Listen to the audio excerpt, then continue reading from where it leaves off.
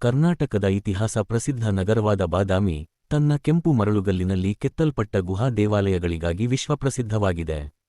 ಒಂದು ಕಾಲದಲ್ಲಿ ಚಾಲುಕ್ಯ ಸಾಮ್ರಾಜ್ಯದ ರಾಜಧಾನಿಯಾಗಿದ್ದ ಈ ನಗರ ಭಾರತೀಯ ಶಿಲ್ಪಕಲೆ ಮತ್ತು ವಾಸ್ತುಶಿಲ್ಪದ ಅಮೂಲ್ಯ ರತ್ನವಾಗಿ ಇಂದಿಗೂ ಪ್ರಕಾಶಿಸುತ್ತದೆ.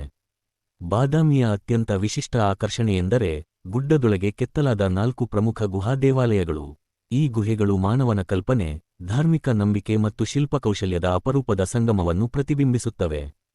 ಕೆಂಪು ಕಲ್ಲಿನ ನೈಸರ್ಗಿಕ ಬಣ್ಣವೇ ಈ ದೇವಾಲಯಗಳಿಗೆ ವಿಭಿನ್ನ ಸೌಂದರ್ಯವನ್ನು ನೀಡುತ್ತದೆ.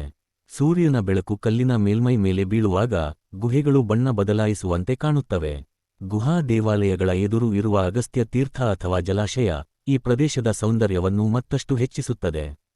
ನೀರಿನ ತೀರದಲ್ಲಿ ನಿಂತು ಗುಹೆಗಳತ್ತ ನೋಡುವಾಗ ಪ್ರಕೃತಿ ಮತ್ತು ಮಾನವ ನಿರ್ಮಿತ ಕಲೆಯ ಅಪೂರ್ವ ಸಮತೋಲನ ಗೋಚರಿಸುತ್ತದೆ. ಈ ಜಲಾಶಯವು ಧಾರ್ಮಿಕ ಮಹತ್ವದ ಜೊತೆಗೆ ಬಾದಾಮಿಯ ಭೂದೃಶ್ಯಕ್ಕೆ ಶಾಂತತೆಯ ಸ್ಪರ್ಶವನ್ನು ನೀಡುತ್ತದೆ. ಬಾದಾಮಿಯ ಗುಹಾ ದೇವಾಲಯಗಳಲ್ಲಿ ಹಿಂದೂ ಮತ್ತು ಜೈನ ಧರ್ಮಗಳ ಶಿಲ್ಪಗಳು ಕಂಡುಬರುತ್ತವೆ. ಶಿವ, ವಿಷ್ಣು ಮತ್ತು ಇತರ ದೇವತೆಗಳ ಭವ್ಯ ಶಿಲ್ಪಗಳು ಪೌರಾಣಿಕ ಕಥೆಗಳನ್ನು ಕಲ್ಲಿನಲ್ಲಿ ಜೀವಂತಗೊಳಿಸುತ್ತವೆ. ಪ್ರತಿಯೊಂದು ಶಿಲ್ಪವೂ ಕೇವಲ ಅಲಂಕಾರವಲ್ಲ, ಅದು ಒಂದು ಕಥೆ, ಒಂದು ತತ್ವ ಮತ್ತು ಒಂದು ಯುಗದ ಚಿಂತನೆಯ ಪ್ರತಿಬಿಂಬವಾಗಿದೆ. ಶಿಲ್ಪಗಳ ಮುಖಭಾವ, ಭಂಗಿಗಳು ಮತ್ತು ಸೂಕ್ಷ್ಮ ವಿವರಗಳು ಚಾಲುಕ್ಯರ ಶಿಲ್ಪಕಲೆಯ ಶ್ರೇಷ್ಠತೆಯನ್ನು ತೋರಿಸುತ್ತವೆ. ಜೈನ ಗುಹಾ ದೇವಾಲಯವು ಶಾಂತಿ ಮತ್ತು ತ್ಯಾಗದ ಸಂದೇಶವನ್ನು ಸಾರುತ್ತದೆ. ಇಲ್ಲಿ ಕಾಣುವ ತೀರ್ಥಂಕರರ ಶಿಲ್ಪಗಳು ಧ್ಯಾನ ಮತ್ತು ಆತ್ಮಶುದ್ಧಿಯ ಭಾವನೆಯನ್ನು ಮೂಡಿಸುತ್ತವೆ.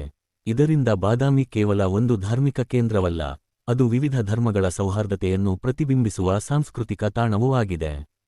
ಬಾದಾಮಿಗೆ ಭೇಟಿ ನೀಡುವವರು ಕೇವಲ ಇತಿಹಾಸವನ್ನು ನೋಡಲು ಮಾತ್ರವಲ್ಲ, ಅದನ್ನು ಅನುಭವಿಸಲು ಬರುತ್ತಾರೆ. ಗುಹೆಗಳೊಳಗೆ ನಡೆದು ಹೋಗುವಾಗ ಶತಮಾನಗಳ ಹಿಂದಿನ ಕಾಲಘಟ್ಟಕ್ಕೆ ಹೆಜ್ಜೆ ಇಟ್ಟಂತಾಗುತ್ತದೆ. ಕಲ್ಲಿನ ಗೋಡೆಗಳ ಮೇಲೆ ಕೆತ್ತಲಾದ ಗುರುತುಗಳು ಕಾಲದ ಹರಿವಿನ